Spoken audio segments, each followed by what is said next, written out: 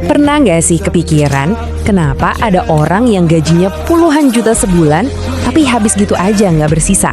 Sementara ada loh yang penghasilannya biasa-biasa aja tapi diam-diam asetnya udah miliaran. Nah, pertanyaan ini emang sering banget bikin penasaran kan? Selamat datang di penjelasan mendalam kita kali ini. Hari ini kita nggak cuma bakal bahas gimana cara cari cuan, tapi kita bakal kupas tuntas rahasia terbesar yang membedakan antara orang yang seumur hidup berdarah-darah urusan uang sama mereka yang sukses mencapai kebebasan finansial sejati. Fokus utama kita kali ini adalah membangun cetak biru imunitas finansial. Kenapa pakai kata imunitas? Ya karena punya uang aja itu nggak cukup teman-teman. Sama kayak tubuh kita, kondisi keuangan itu butuh sistem imun yang kuat buat nahan serangan gaya hidup, inflasi, sampai godaan utang yang makin ngeri. Ingat ya, nyari uang itu satu keahlian. Tapi mengelola dan melindunginya, wah itu keahlian yang beda banget dan jujur aja jauh lebih krusial. Oke, mari langsung kita bedah aja ya. Di penjelasan kali ini kita bakal ngelewatin 6 poin penting. Mulai dari 4 tipe kepribadian keuangan, terus kita masuk ke rumus living, saving, playing, lanjut ke peta perjalanan finansial kehidupan, ngebahas fondasi likuiditas dan uang dingin, cara menghindari jebakan utang pinjol, dan terakhir, kita bakal bongkar ilusi kekayaan instan dan judi. Siap ya? Kita masuk ke bagian pertama nih, 4 tipe kepribadian keuangan. Langkah paling awal sebelum kita pusing mikirin angka, kita wajib kenal dulu sama kepribadian psikologis kita pas lagi pegang uang. Ada 4 profil utamanya nih. Pertama, money avoiders. Ini tipe yang cuek banget, males ngurusin duit dan pasrah aja sama keadaan. Kedua, money vigilance. Tipe ini tuh super waspada dan konservatif. Biasanya karena ada trauma masa lalu, makanya uangnya ditabung ketat banget sampai kadang dicap pelit, padahal niatnya cuma buat jaga-jaga. Ketiga, money status.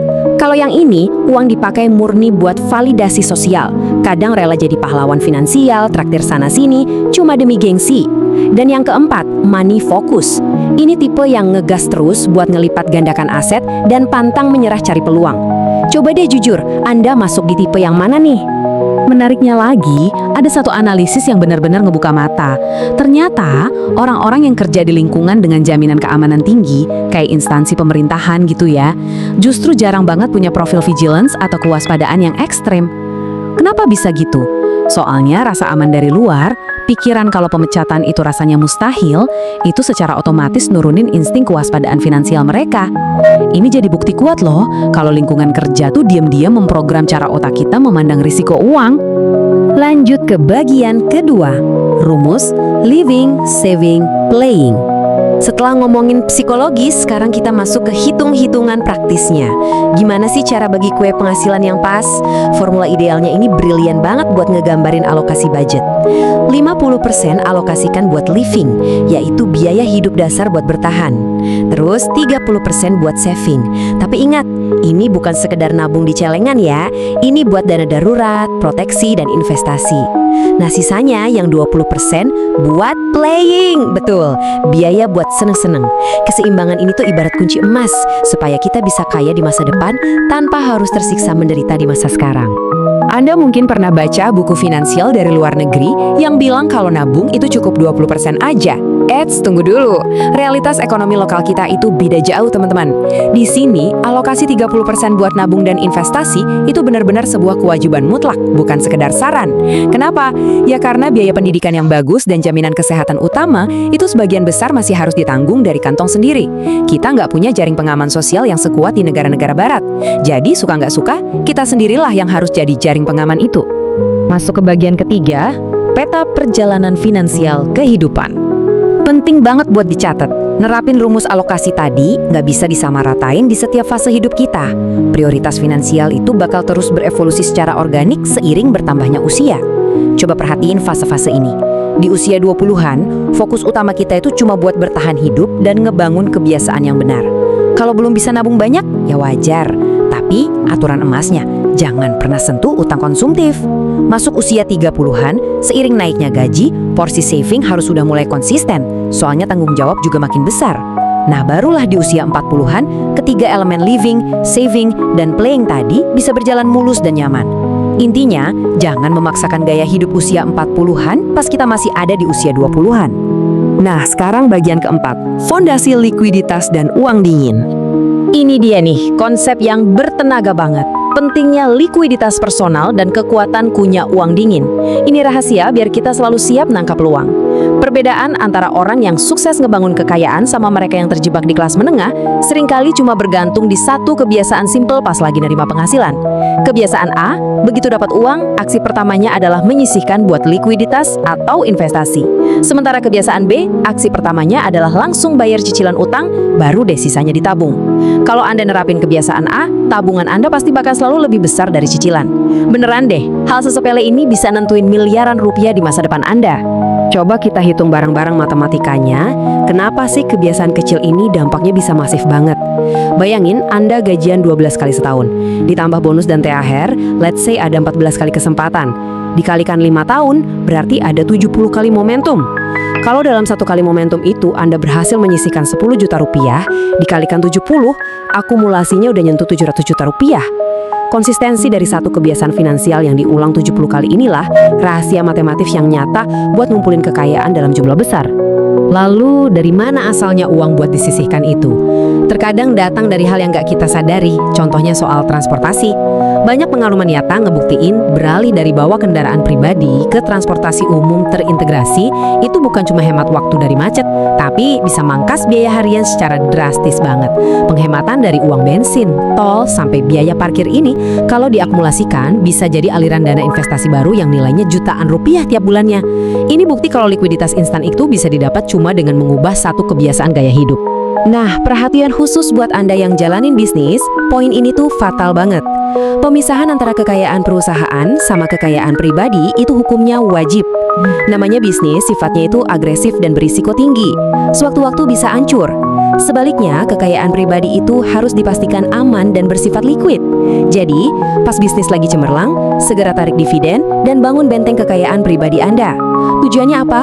Supaya kalau amit-amit terjadi hal terburuk dan bisnis harus tutup, kondisi finansial keluarga nggak ikut hancur lebur. Perusahaan itu mensupport kekayaan pribadi Anda, biar nanti kekayaan pribadi itu yang bakal mensupport kehidupan Anda dengan stabil. Lanjut ke bagian kelima, menghindari jebakan utang pinjol. Sekarang kita bahas strategi defensifnya. Semua usaha ngebangun kekayaan tadi bakal sia-sia kalau pintu belakang Anda dibiarin kebuka lebar buat ancaman eksistensial modern saat ini, utang beracun. Tolong ingat baik-baik aturan mutlak ini. 30 sampai maksimal 35%. Ini adalah ambang batas maksimal rasio utang terhadap penghasilan Anda. Jadi misal gaji Anda 10 juta, total semua cicilan per bulan itu nggak boleh lewat dari 3,5 juta rupiah. Kalau lebih dari itu, arus kas Anda secara matematis lagi dicekik perlahan dan kemampuan buat nabung serta bernapas secara finansial bakal hilang tak berbekas.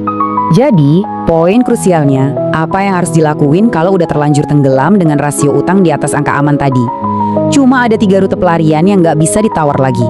Pertama, Anda harus super agresif cari penghasilan tambahan di luar pekerjaan utama. Kedua, ikat pinggang sekencang-kencangnya, potong pengeluaran gaya hidup secara radikal. Dan kalau 2 cara itu masih belum cukup, langkah ketiga adalah menjual aset yang dimiliki. Ya, ini emang keras, tapi perlu dilakukan buat menyelamatkan masa depan Anda dari kehancuran finansial yang lebih dalam. Kenapa sih kita harus sekeras itu menghindari utang yang buruk, terutama utang online ilegal? Bahayanya itu jauh melampaui angka denda di atas kertas. Aplikasi pinjaman ilegal ini dengan mudahnya meretas data pribadi, meneror seluruh kontak di handphone, dan nyiptain penghinaan sosial yang luar biasa. Dampak ujungnya bukan cuma soal kemiskinan, tapi krisis kesehatan mental yang sangat parah. Gak sedikit loh rumah tangga dan kehidupan yang hancur berantakan murni karena gagal mengelola tekanan berat dari jerat utang ini. Masuk ke bagian keenam, ilusi kekayaan instan dan judi.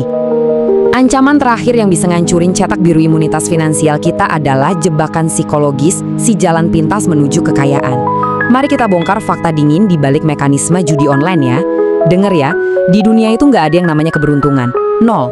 Semuanya itu murni algoritma.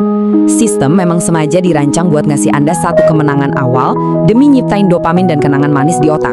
Tapi begitu kekalahan dimulai, ilusi kemenangan awal ini bakal maksa Anda melipat gandakan taruhan tanpa henti buat ngejar kerugian. Kalau udah sampai di titik ini, algoritmanya langsung dikunci. Hasil akhirnya udah diatur secara presisi matematis, kerugian total dan kehancuran.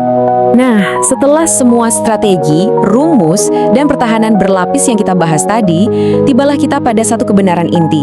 Pada akhirnya, imunitas finansial dan kekayaan sejati itu nggak pernah sekedar diukur dari seberapa panjang deretan angka nol di saldo rekening. Kekayaan sejati bertumpu pada dua fondasi pokok. Dari mana sih sumber uang itu berasal? Dan untuk tujuan apa uang tersebut akhirnya digunakan? Dan hal ini bawa kita pada sebuah refleksi yang sangat mendalam sebagai penutup penjelasan kali ini. Coba bayangkan, Anda sudah mengorbankan segalanya demi mengejar deretan angka.